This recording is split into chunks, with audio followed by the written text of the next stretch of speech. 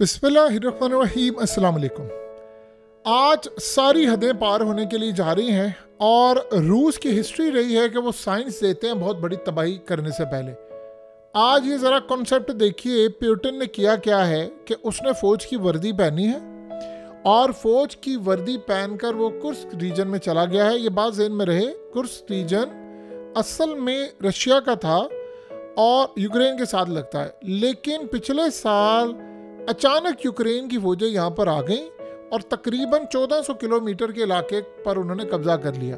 ये सारी 4 साल की जंग में आप समझ लें, जो यानी एक तो जंग जो शुरू हुई है 3 साल से, उससे पहले 1 साल की जो शुरुआत हो रही थी उसमें ये रूस की बहुत बड़ी नाकामी थी।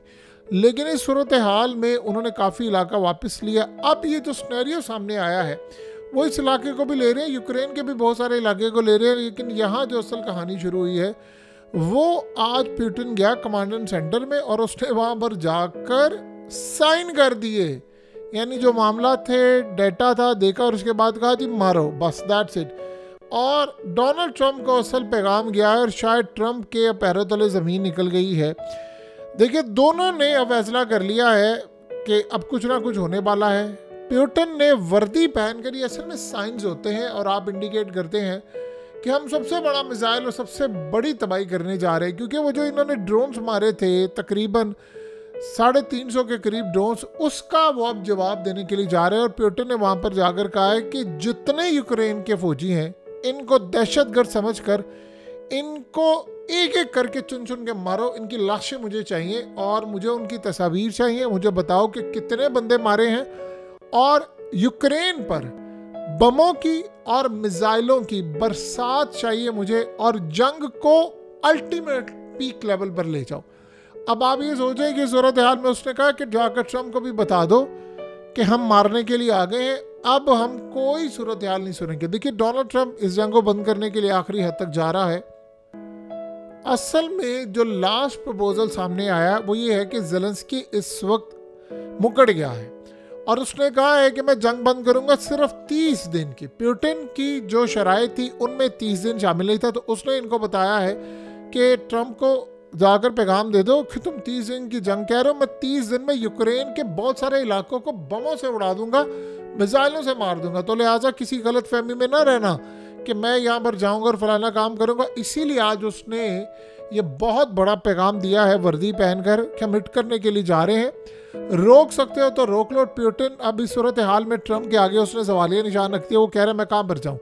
अब दो ही रास्ते हैं, यूक्रेन मान नहीं रहा, या तो आप जल्द से जल्द इलेक्शन करवा कर ज़ेलेंस्की को वहाँ से फारिग करें, कोई बंदा नया लेकर आके वो काम करे, या फिर अब बाय फोर्स ये काम होगा, क्योंकि इसके बगैर मामला नहीं है। क्योंकि यूक्रेन इसको कह रहा है कि देखिए यूरोप उसको कर रहा है बैक। आप इस बात को समझे, यूरोप ले रहा है ट्रंप से बदला। यूरोप ने ज़ेलेंस्की को कहा कि नहीं तुमने खड़े होना है। वो ये चाह रहे हैं कि हम ट्रंप को सबक सिखाएं, क्योंकि अगर ये जंग बंद हो गई यूरोप का तो नुकसान भी है बहुत ज़्यादा। ट्रंप किंग मेकर बन जाएगा और फिर दुनिया में उसको कुछ चैलेंज करने वाला कोई नहीं होगा। तो लिहाजा उन्होंने फैसला किया है कि ज़ेलेंस्की को वो कह रहे हैं कि मारो इनको, यानी जो ड्रोन चीज़ हम तुम्हें दे रहे हैं, हम तुम्हें असला भी देंगे, तुम बस मारो इनको ट्रंप के खिलाफ। अब ये लड़ाई रूस के खिलाफ नहीं है, ये लड़ाई है ट्रंप के खिलाफ। अब ये सारे का सारा जो मामला है ट्रंप का, वो ख़तरनाक हद तक ख़राब हुआ चाहता है। देखिए, कल इस वक्त सूरत हाल ये पैदा हुई और रश्निक मिसाइल ये मारने के लिए जा रहे हैं। और अब जब आप यूनिफॉर्म पहन लेते हैं तो असल में इसका मतलब होता है कि आप मैदानी जंग में कूद पड़े हैं। तो प्यूटन तो पीछे नहीं हटने वाला। अब इस सूरत हाल के अंदर उन्होंने किया क्या है कि बहुत सारा जो इलाका है वो तो उन्होंने खाली करवा लिया है। अब बहुत सारा इलाका यूक्रेन के अंदर जो रह गया वो उन्होंने खाली करवाने के लिए जाना है। और ट्रंप को पैगाम दिया गया है कि 30 दिनों की जंग बंदी नहीं करनी। अब तुम्हारे ऊपर है कि तुम रश्निक मिसाइल से यूक्रेन को बचा सकते हो तो बचा लो, अदरवाइज सूरत हाल कोई नहीं होगी। देखिए, बज़ाहिर तो ये बात बिल्कुल ठीक है कि यूक्रेन ने अगर बचना है तो उसको बहुत सारे मामला अपने सीधे करने पड़ेंगे। और यहाँ आप अंदाज़ा करें कि प्यूटन ने जाकर वहाँ पर दस्तखत कर दिए हैं बहुत सारे मिसाइल मारने के लिए। तो अब असल में काफ़ी हद तक जब जंग बंदी हो रही होती है, ये असल में जो जंग बंदी ट्रंप करवा रहा था वो तो प्यूटन के हक में थी। अब यूरोप सारा खड़ा हो गया और उन्होंने अपनी लड़ाई ट्रंप के साथ शुरू कर दी है। तो ये क्या चाह रही है ज़रा आप समझिए। प्यूटन क्या चाह रहा है, वो ये समझ रहा है कि अगर जंगबंदी परमानेंट हो जाती तो ठीक है, अदरवाइज हम तो इस पोजीशन के अंदर हैं कि हम जीत रहे हैं तो हम मजीद इन पर बम मारेंगे, मिसाइल मारेंगे, तो उससे फ़ायदा क्या होगा कि यूक्रेन का बहुत सारा इलाका ये छीन लेंगे। तो जब आप यूक्रेन का बहुत सारा इलाका छीन लेते हैं तो आप असल में बड़ा कमाल काम कर रहे हैं कि फिर जब दोबारा किसी भी लेवल पर जाकर जंगबंदी होती है तो वो सारे का सारा यूक्रेन के हाथ में जाएगा। अब आप ये सोचें कि पुतिन के दिमाग में क्या, ट्रंप के दिमाग में क्या। पुतिन के दिमाग में चीज़ है कि अगर हम जाते हैं यहाँ पर और वहाँ पर जाकर हम उन इलाकों को भी कैप्चर कर लेते हैं जहाँ पर मिनरल्स हैं, जहाँ पर ट्रंप डील करना चाह रहा है यूक्रेन के साथ, तो फिर होगा ये कि अगर मैं वो इलाके ले लेता हूँ, फतह कर लेता, क्योंकि इस वक्त फौज बददिल हो गई है और वो फौज वहाँ पर यूक्रेन में एरिया छोड़ रही है, तो वो ये समझ रहे हैं कि अगर मैं वो इलाके ले लेता हूँ तो ट्रंप फिर मुझसे डील करेगा और जो शराइत मेरी रह गई हैं वो शराइत भी मैं मनवा लूँगा। आप एक सूरत हाल का जायज़ा लें जो बड़ी मज़ेदार और बड़ी इंटरेस्टिंग सूरत हाल है। वो सूरत हाल ये है कि ट्रंप असल में यूक्रेन नहीं, वो यूरोप के साथ जंग के लिए भी तैयार हो चुका हुआ है, ग्रीनलैंड के मामले पर हो या वो यूरोप के साथ लड़ाई के मामले पर हो, यानी इस सारी सूरत हाल में यूक्रेन वाला सिलसिला भी शामिल हो, तो कोई भी ऐसा लेवल होगा तो वो इस जंग के लिए तैयार हो चुका हुआ है। तो इस सूरत हाल में अगर कल कोई यूरोप ने ग्रीनलैंड के लिए या किसी और तर्ज के लिए अमेरिका के खिलाफ फौजें भेज दी तो फिर मदद करने के लिए कौन आएगा? फिर जाहिर सी बात है रूस आएगा। आज अमेरिका अगर अपने अड्डे ख़त्म कर रहा है पूरे यूरोप के अंदर से, तो आपको पता है कल को वो अड्डे कहाँ पर बनाएगा? वो अड्डे बना लेगा रूस के अंदर, और ये बहुत बड़ी बात होगी। फिर यहाँ से मिलकर वो लड़ाई करेंगे। तो ये मामला एग्जैक्टली उसी तरफ जा रहा है। पुतिन वहाँ पर बहुत बड़ा लेवरेज देख रहा है। देखिए, ट्रंप ने पैगाम दे दिया है ज़ेलेंस्की को।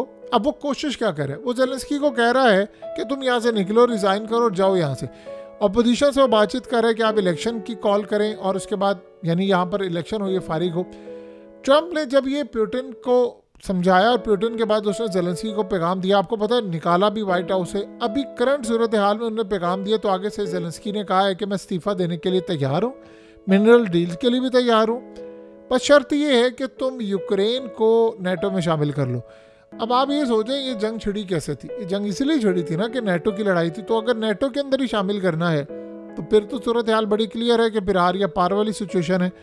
तो अब पुतिन इस सारी सूरत हाल में बड़े ही कमाल अंदाज में अपने पत्ते बिखेर रहा है और समझ रहा है कि हम कहाँ तक जा सकते हैं और क्या सूरत हाल है। देखिए, दो स्नैरियो अब ये लास्ट बनने के लिए जा रहे हैं। अगर तो यहाँ पर ज़ेलेंस्की इंसान के बच्चे की तरह ये काम कर देता है तो फिर तो ठीक है, अदरवाइज आर या पार वाली सिचुएशन है। फिर यहाँ पर सबसे बड़ा जो स्टेक लगेगा वो ये होगा कि यूक्रेन की तबाही मज़ीद होगी बहुत ज़्यादा बड़े पैमाने पर, और फिर ज़ेलेंस्की को भी हिट किया जाएगा क्योंकि अब उसने मॉस्को के अंदर 350 ड्रोन्स हुए हैं, ये ज़्यादा देर तक वो बर्दाश्त नहीं करेंगे। देखिए ना, अब इस सूरत हाल में इन्होंने ड्रोन्स रोके हैं काफ़ी हद तक, लेकिन फिर भी अल्टीमेटली उनका नुकसान हुआ है। तो अब वो असल में ट्रंप को ये कह रहा है कि मुझे हमला, देखिए अगर वो हमला करता है, सदारती महल उड़ा देता है या उसको मार देता है, तो सारे किसको कहेंगे बुरा भला? वो तो इसी को कहेंगे ना कि ये बुरा भला है और इसी ने सारे काम किए हैं, और यानी पुतिन ही सारे काम में आगे। तो वो ये चाह रहा है कि मुझ पर इल्ज़ाम आने की बजाय इल्ज़ाम दूसरी साइड पर चला जाए, यानी मैं लोगों को ये बता सकूं कि भाई असल में ट्रंप ने यहाँ पर किरदार अदा किया। उनको कह रहा है कि ट्रंप को यानी पुतिन ने पैगाम दिया है कि तुम ज़ेलेंस्की पर दबाव डालो और वो इस दबाव को सहते हुए रिज़ाइन करे और फिर कोई नया बंदा आए और वो सोल्यूशन करे अगर ये बंदा नहीं मानता। देखिए, जिन ताकतों ने ज़ेलेंस्की को आगे रखा हुआ है उन्होंने हर सूरत इनसे एक ही काम करवाना है उस बंदे से कि इस जंग को ख़त्म ना होने दिया जाए। आप सोचें कि इसमें इजराइल का कितना बड़ा मफाद है कि अगर ये जंग किसी भी वजह से बंद हो जाती है तो फिर उसके बाद क्या सिलसिला होगा? रूस का सारा दारोमदार इस बात पर होगा कि हमास के साथ क्या करना है, इजराइल के साथ क्या करना है। अब आप ये सोचें कि जब वो अपनी फौजें लेकर चाइना के साथ यानी चाबहार की पोर्ट पर आ रहे हैं ट्रेनिंग करने के लिए, तो बताइए फिर बाकी सूरत हाल क्या रह जाती है? तो चाइना मजबूत करेगा ईरान को, रूस मजबूत करेगा।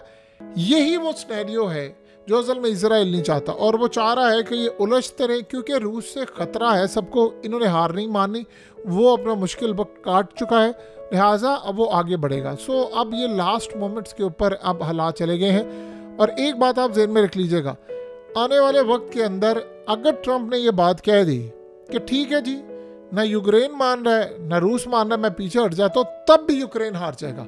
उसकी सबसे बड़ी वजह ये है कि अमेरिका का हाथ हट गया, इंटेलिजेंस मालूमात हट गई, तो ये ज़्यादा देर तक सर्वाइव नहीं कर सकते, और जिसके चांसेस अब बिल्कुल सामने हमें होते हुए नज़र आ रहे हैं, और ये ज़्यादा देर तक मामला रहना नहीं है। बहरहाल अब ज़ेलेंस्की के दिन थोड़े हैं और आज पुतिन ने पैगाम दे दिया है।